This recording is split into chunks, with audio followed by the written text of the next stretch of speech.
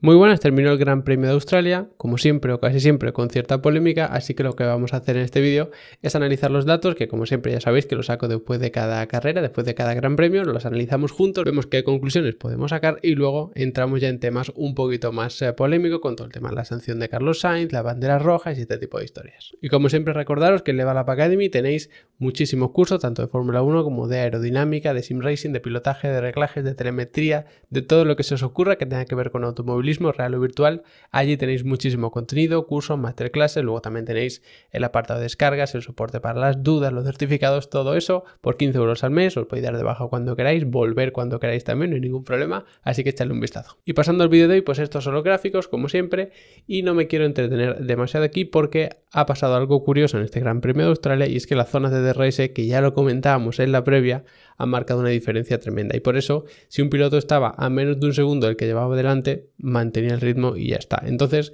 se ha visto como los ritmos prácticamente eran iguales en todos los pilotos. De hecho, si os fijáis aquí, tenemos los 4 primeros pilotos, al menos los que han estado en las 4 primeras posiciones, ¿no? Prácticamente toda la carrera, que es Verstappen con la línea en azul oscuro arriba, luego Hamilton, luego Alonso y luego Carlos Sainz. Y si os fijáis, prácticamente todas las líneas van constantemente manteniendo la distancia.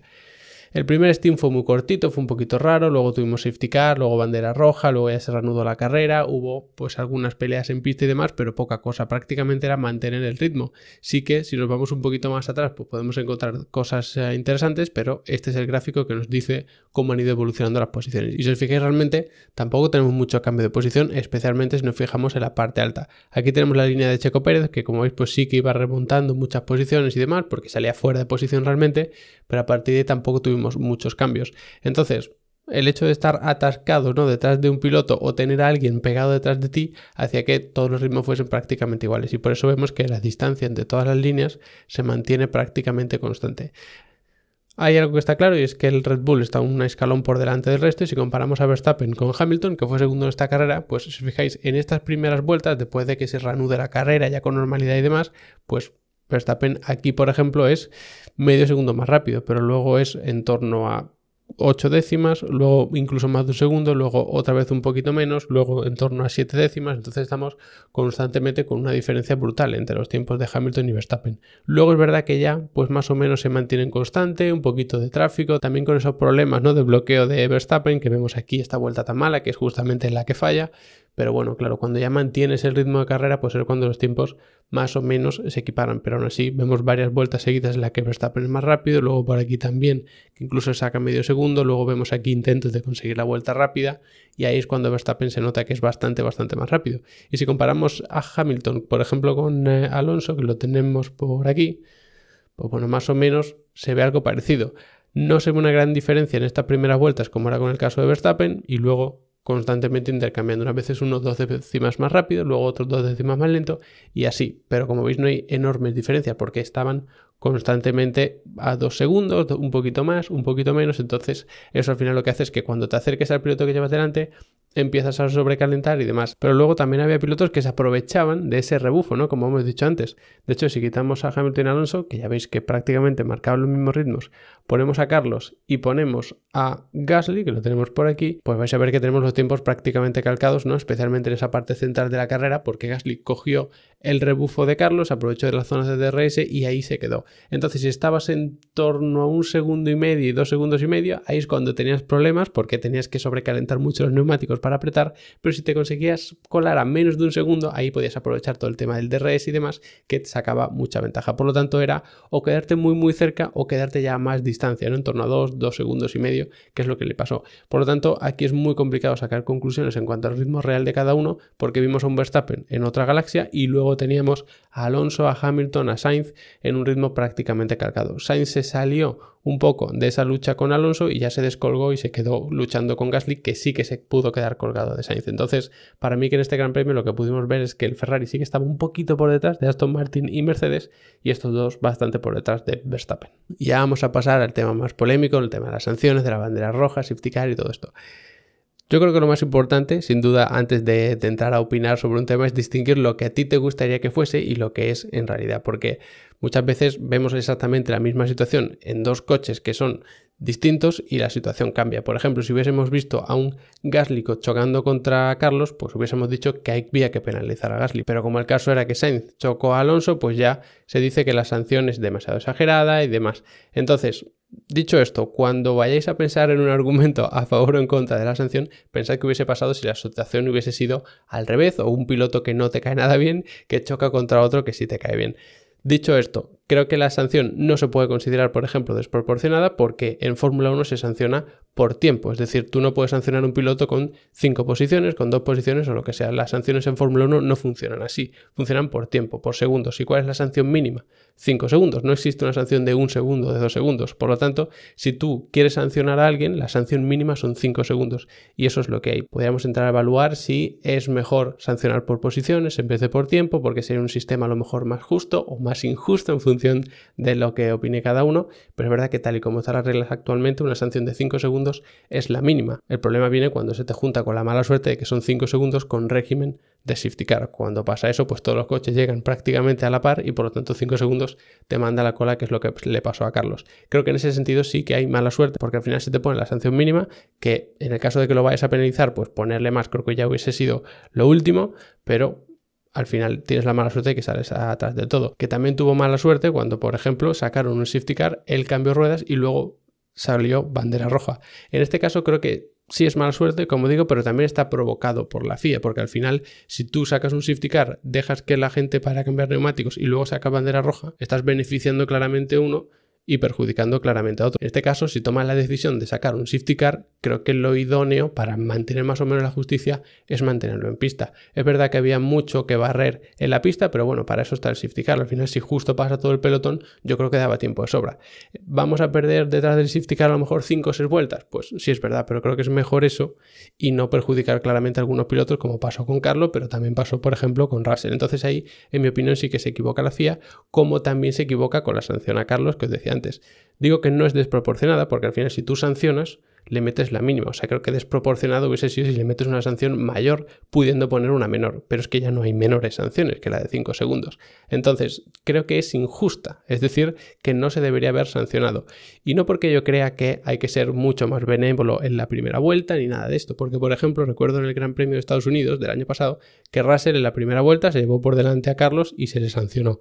Y nadie se quejaba, nadie decía que era un incidente de primera vuelta, ni mucho menos. El problema está en que la FIA está sancionando cuando se perjudica a un piloto. Y en este caso Alonso no se vio perjudicado porque luego volvió a salir bandera roja, como ya sabéis, y reanudó la carrera y Alonso mantuvo su posición. Igual que pasa cuando un piloto choca a su propio compañero de equipo, que se supone que todo queda dentro del equipo y demás, pero la realidad no es esa. La realidad es que cuando un piloto comete un error y se le sanciona, también se le aplican puntos de sanción, como se le han aplicado a Carlos, que se le han metido 2 puntos de la superlicencia. Entonces, cuando tú no decides sancionar, por ejemplo, a Gasly porque el choque es contra su compañero de equipo, evidentemente Alpine no va a reclamar que sanciones a uno de sus propios pilotos, pero es que el resto de equipos también tiene derecho a que si ese piloto comete errores, sea contra el piloto que sea, aunque sea su propio compañero de equipo, le caiga una sanción que sí, está fuera de pista y ya no le vas a meter una sanción de tiempo, pero sí que le puedes meter puntos de superlicencia y eso puede ser clave, porque cuando se acumulan muchos, te pierdes una carrera y en este caso pues era especialmente importante. Yo personalmente no creo que se deba ser excesivamente benévolo en la primera vuelta. Cada uno tiene que saber dónde está el límite de su coche y si tú no sabes dónde está, lo que tienes que hacer es quedarte corto, no pasarte ambicioso poniendo en riesgo la carrera de otros pilotos. Eso es mi opinión y entiendo que incluso la mayoría de gente no la comparta, pero una cosa es qué se hace en la primera vuelta y otra si se hace siempre lo mismo en la primera vuelta.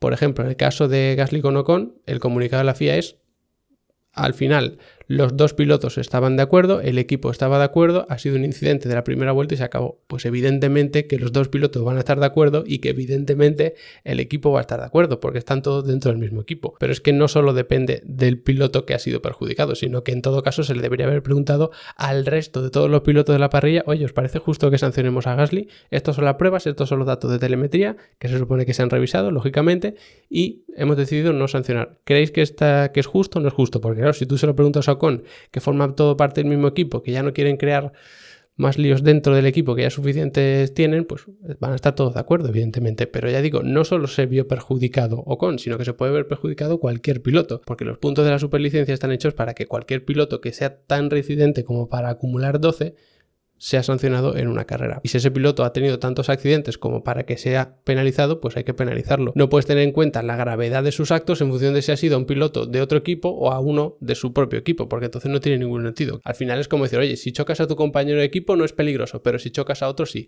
pues tampoco tiene ningún sentido. Y volviendo otra vez a por qué creo que es injusta la sanción de Sainz, ¿qué hubiese pasado si ese toque no hubiese terminado en nada? Que Alonso hubiese seguido, Carlos hubiese seguido, todos con las mismas posiciones, pues no se hubiese sancionado, porque lo hemos visto mil veces. Cuando hay un toque y eso no termina en que un piloto es perjudicado o claramente perjudicado, no se le termina sancionando, como mucho se le da una advertencia.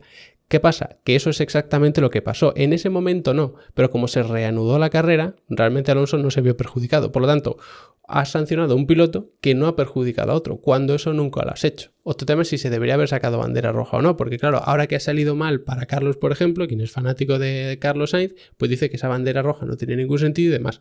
Pero los aficionados, por ejemplo, de Alonso, cuando salió una bandera roja y dio, creo recordar que 5 o 6 vueltas al final en el Gran Premio de Azerbaiyán, que no sé de en qué año fue, y Alonso adelantó como a 5 coches, pues es un espectáculo, qué gran decisión y demás. Entonces tú no puedes valorar una decisión en función del resultado que da. Tú tienes que valorar una decisión en función de qué se ha tenido en cuenta para tomar esa decisión en el momento en el que se toma, no en función de los resultados de después. Entonces eso creo que también es un tema aparte. No creo que el accidente lo provoque la FIA con esa bandera roja y ya podemos estar más de acuerdo si se debería terminar una carrera con safety car o se debería forzar de cierta manera una bandera roja, que parece ser que es lo que se hizo. Porque claro, si tú fuerzas una bandera roja y dices, bueno, pues está siendo injustísimo porque, por ejemplo, Verstappen ha gestionado toda su carrera y ahora al final lo que haces es dificultarle el final de carrera cuando él ya lo tenía todo controlado. Pero si tú sacas un safety car, hay gente que te va a decir, bueno, ahora me sacas un safety car, termino con safety car cuando llevo 20 vueltas conservando neumático para poder apretar al final. Déjame apretar al final que tengo estos neumáticos. Pero claro, que si sale bandera roja vas a poder cambiar los neumáticos y eso tampoco te va a servir de nada. Entonces, bueno, es más justo, es más injusto terminar con bandera roja, con safety car, eso ya depende de cada uno.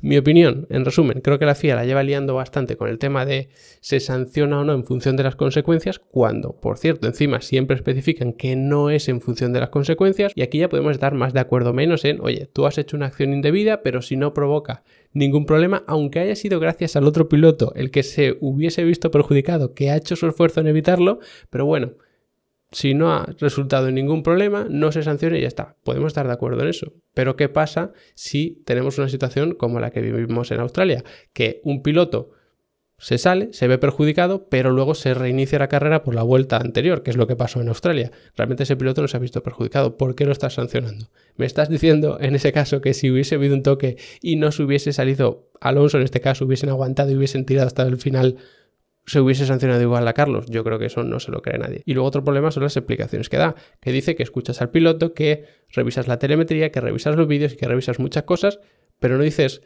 por qué has determinado eso. Tú dices que has revisado y has tomado esta decisión, pero no dices, hemos visto que ha pisado el freno, se le ha bloqueado, hemos visto en telemetría que la temperatura era más baja que la que tenía en la salida anterior, hemos visto que la temperatura de los neumáticos tal cosa, hemos visto que suelta el freno y lo coge. No das ese tipo de explicaciones. Entonces, cuando dos pilotos hacen exactamente lo mismo, pero se enfrentan a un piloto que lo evita y se enfrenta a un piloto que no lo evita, si te enfrentas a un piloto que no lo ha evitado, te comes penalización. Si te enfrentas a un piloto que sí lo ha evitado, no te comes penalización. Cuando lo que tú has hecho realmente es exactamente lo mismo. Entonces, creo que ahí está el problema en la toma de decisiones de la FIA. Y ya digo, creo que la sanción es injusta, no creo que sea desproporcionada porque al final no se puede poner una penalización más pequeña, pero es que, en mi opinión, no se debería haber puesto la penalización, no porque haya sido la primera vuelta, no porque haya sido sin querer, no porque sea un piloto español, ni mucho menos, sino porque cuando no hay consecuencias de un toque no se sanciona, y en este caso no hubo consecuencias realmente por el lío que tú mismo montaste siendo la FIA de sacar bandera roja, reiniciar y demás. Así que esa es mi opinión. No sé si la compartiréis, si no la compartiréis, si no estaréis de acuerdo con el razonamiento, pero bueno, podemos ir debatiéndolo también en los comentarios si os parece bien. Así que nada, este ha sido el análisis un poquito extraño del Gran Premio de Australia. Gracias por haberos quedado hasta el final del vídeo, gracias por escuchar, por supuesto, también mi razonamiento, y también a los que lo dejéis en comentarios. Como siempre, echar un vistazo a Level Up Academy, los que no estéis apuntados, y nos vemos pronto.